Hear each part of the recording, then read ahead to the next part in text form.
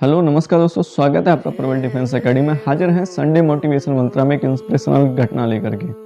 एक बार एक बूढ़ी औरत दो घड़े लेकर के और पानी भरने के लिए तालाब पे नदी तक जाती है और वहां से अपने घर तक वो रास्ता तय करती है। लेकिन वो जो घड़े हैं, एक घड़े में उनमें से छेद होता है, जिसके कारण से पानी, जब वो नदी से घर तक पानी ला रही होती है महिला, तो उसमें से आधा से ज़्यादा पानी रिस जाता है, बीच में ही खाली हो जाता है और घर आते आते सिर्फ उसे 1.5 घड़ा पानी ही प्राप्त होता है। लेकिन उस महिला के मन में ज़रा-सा भी कोई भी विचलन उत्पन्न नहीं होता इस चीज़ को लेकर के। वो ज़रा-सी भी निराश दिखाई देती हो कि मैं 2 घड़े पानी भर के लाती हूँ, लेकिन जब तक घर पहुँचती हूँ, सिर्फ़ मेरे को 1.5 घड़ा पानी ही प्राप्त होता है।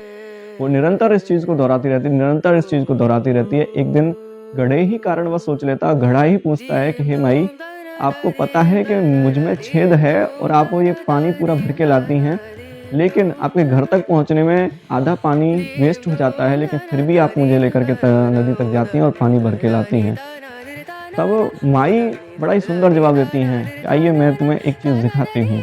तो घड़े जब जिस रास्ते से वो नदी तक जा रही होती हैं, तो घड़े को दिखाती जाती हैं कि देखिए, जिस साइड मैंने तुमको ले रखा है उस साइड ज़रा देखिए ध्यान से, आपको फूल खिले हुए, ढेरों फूल खिले हुए नज़र आएँगे। लेकिन जिस घड़े में कोई छेद नहीं है, जिससे पानी नहीं रिसता है, उस साइड आपको एकदम वीरान नज़र आएगा। यानी मुझे मालूम था कि पानी तुम में से रिस रहा है, लेकिन इसका मुझे अफ़सोस नहीं था।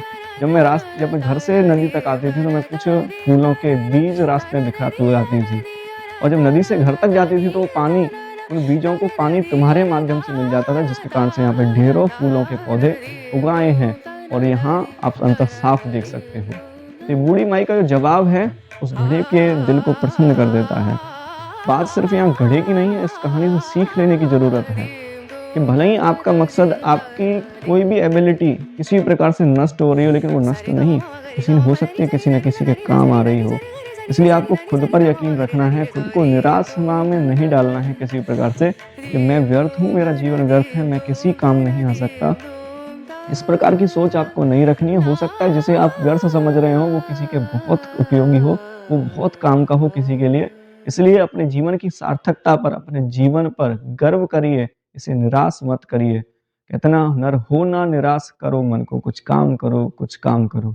तो इसलिए आपको निराश होने की कतई ज़रूरत नहीं है। आप विश्वास के साथ में कि आपके जीवन की भी सार्थकता है, आपके जीवन का भी महत्व इस दुनिया में है। इसीलिए ईश्वर ने आपको यहाँ पर भेजा है। उसी के साथ में आप अडिग और अविचल बने रहिए और अपने मार्ग पे आगे बढ़ते रहिए। धन्यवाद।